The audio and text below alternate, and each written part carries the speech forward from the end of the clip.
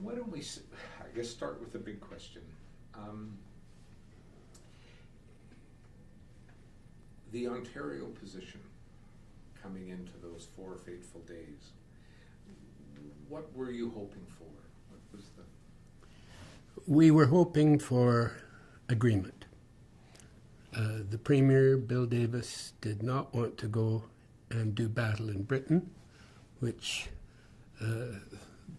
Mr. Trudeau was threatening at that time, and the Gang of Eight was preparing for. He felt very strongly that we should settle our issues in Canada, and he thought there, particularly after the Supreme Court decision of September, that there was a good opportunity for making a compromise that would get most of the provinces on board. And he also felt that there needed to be some movement from the federal government too. So we went down after having discussed various options with some of the softer provinces among the 8, with a sense that it was a real possibility that one could arrive at an agreement, although whether or not one would get Quebec, Alberta, and Manitoba in it was a question mark. Yes, yes. Help me a little bit with the prior history. When does the Gang of Eight go in one direction and Premier Davis in another direction? After the summer of 1980, we'd spent all summer long on a dozen issues. We came reasonably close in half a dozen, but when the premiers got together in September, it was very clear there was going to be no agreement. And I think Mr. Davis became quite clear that if we were going to have patriation, get a Canadian constitution, we would have to move now. And he felt quite strongly that some of the provinces were so much against Mr. Trudeau personally or against the federal position that they were adopting a negative approach. I think as far as he was concerned, the economy was suffering by all this battling, that he favored a Charter of Rights. He wanted the Constitution back. So there was nothing that was particularly contrary to an Ontario position in the package, but his main aim was to try to get an agreement. So he was prepared to go quite a ways in terms of finding a successful compromise, as had his predecessor, John Robarts, who really started the whole Constitution discussions going with the Confederation of Tomorrow Conference back in 1967.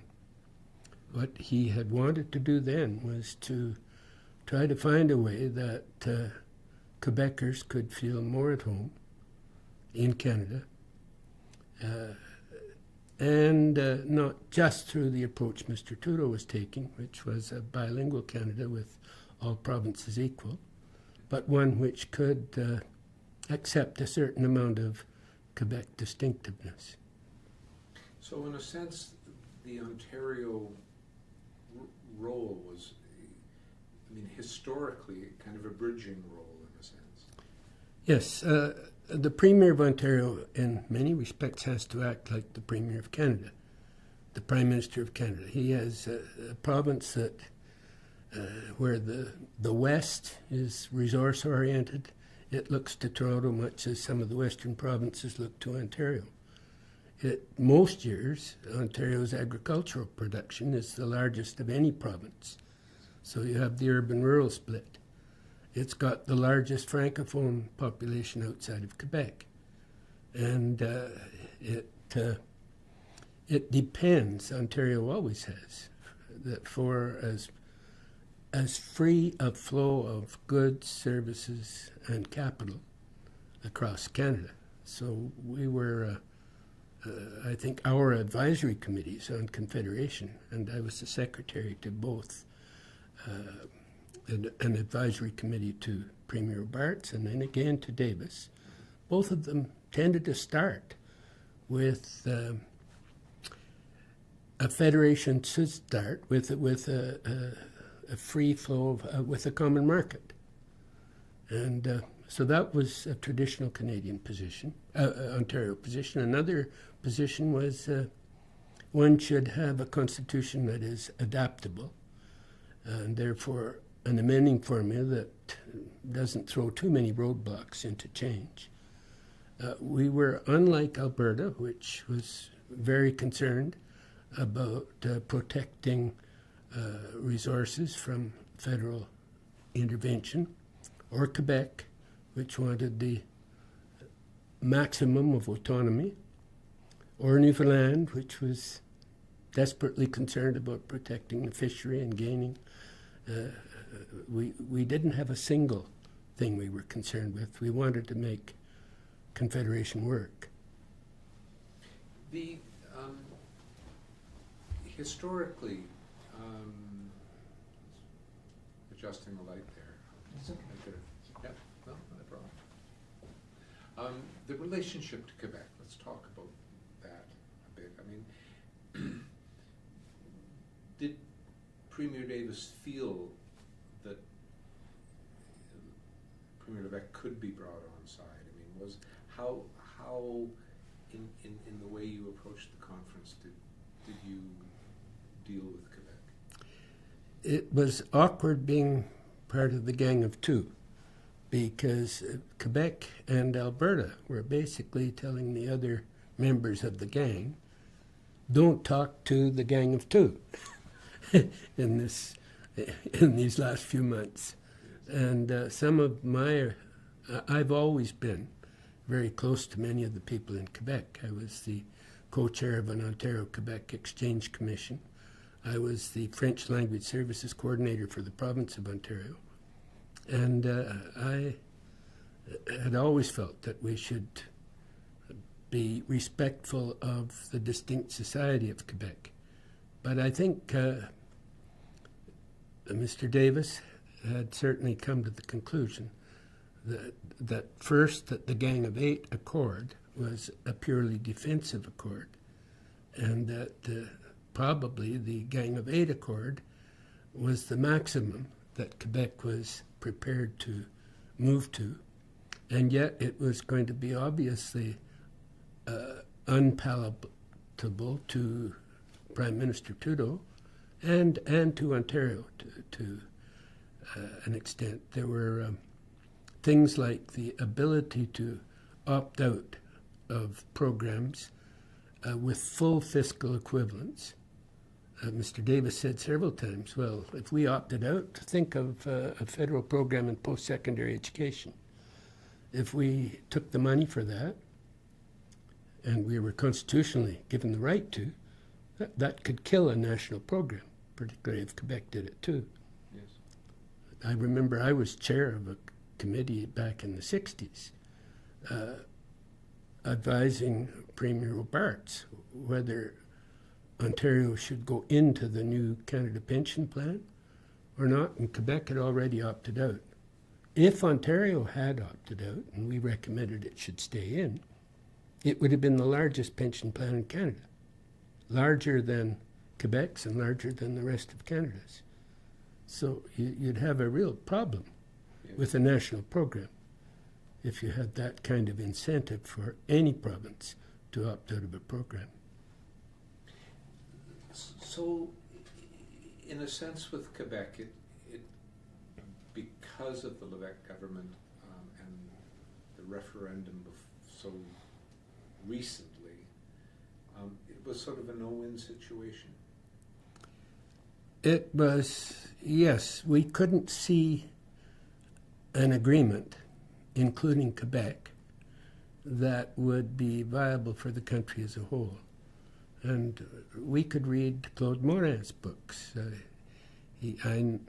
know Claude Morin very well, but his series of books in English, Quebec versus Ottawa, show that on every step of the way, we were negotiating on behalf of Quebec to gain more and more powers, and we wouldn't agree to something that would go the other way. Yes. Yes. Tell me a bit about your perceptions of Mr. Trudeau. I mean, was he a factor in the passions Levesque felt? I mean, was this kind of a tragedy in a sense of two men's histories? Oh, very much.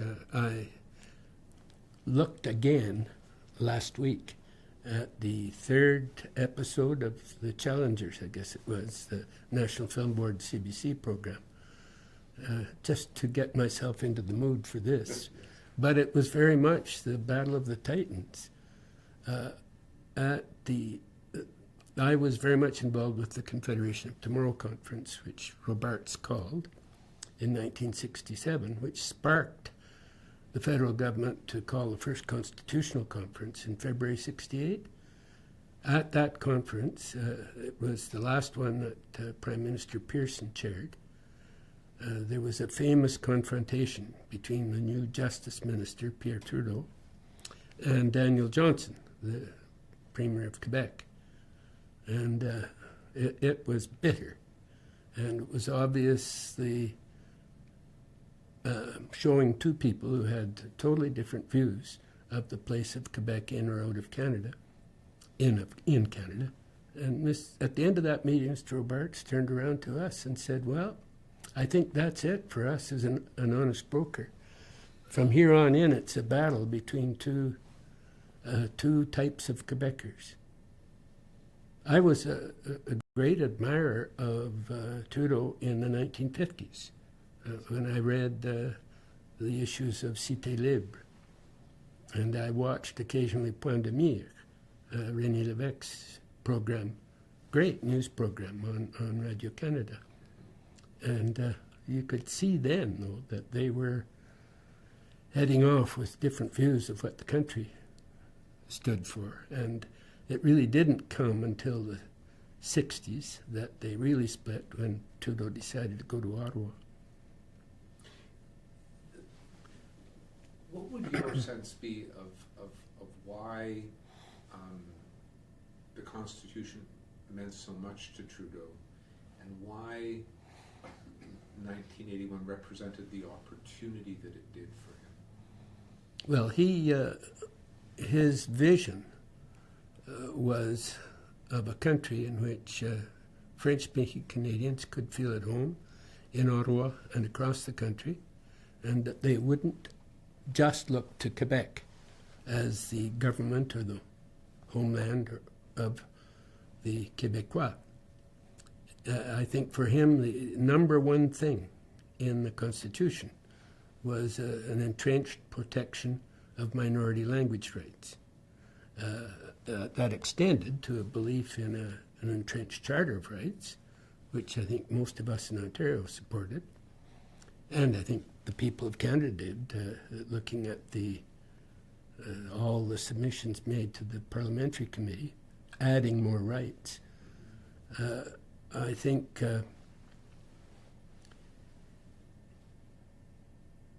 excuse me for a minute, I lost the train of thought here.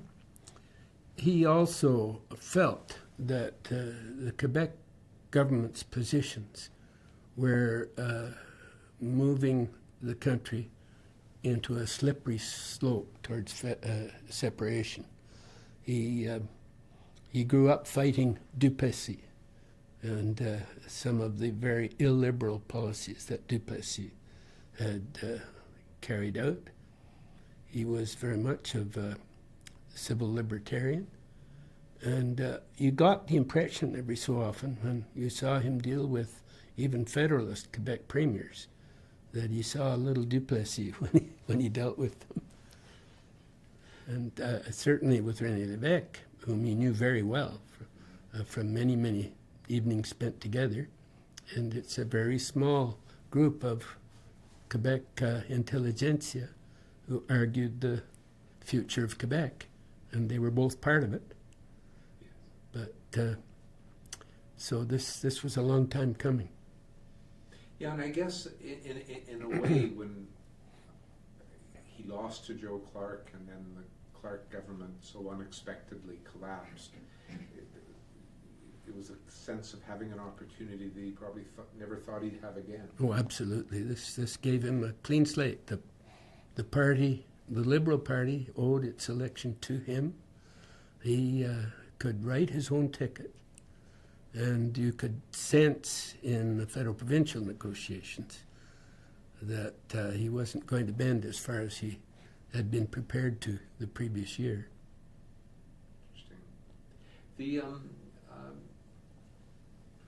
Tell me a little bit about the Western players. Premier Blakeney, what was your sense of his role? Well, he was quite close to Premier Davis. Yes. So in many respects, in the crunch, Davis was the premier who could talk to the Prime Minister, and Blakeney was the member of the group of 8 who could talk best to Bill Davis. So that was a vital link in the communications of the final days. I think Saskatchewan has always been more of a constructive moderate in its federal-provincial dealings, and we've almost always at the civil service level had very good relations with Saskatchewaners. Blakeney, by being philosophically opposed to an entrenched Charter of Rights, was a little different from, I'm sure, Roy Romano, for instance. But when the Supreme Court decision came down, the Saskatchewaners were delighted because they felt now is the time to arrive at a compromise. And so we talked a good bit to Saskatchewan and British Columbia in the 2 or 3 months leading up to the November meeting. In the Canadian parliamentary system and history, is there kind of a nonpartisan value that came into play and allowed an agreement to be made? Was that important? Yes, I think so, although perhaps not as much then as often. One thing that made it a little easier for Premier Davis is that there was all-party agreement on the approach that Ontario took, and when finally the Conservatives were defeated after 42 years in power in 1985, Premier Peterson was totally committed to the Meech Lake Accord. Yes. And it was something that didn't cause bitter partisan differences within Ontario. In a sense, Joe Clark had a position that was not unlike that of Bill Davis. I don't think they were on the same personal friendly links as Davis was with some others, but certainly Joe Clark was a person who was trying very hard to get a cross-Canada compromise in a way which would, he was not as single-minded as Mr. Trudeau at all. Mm. Looking back on it 30 years down the road,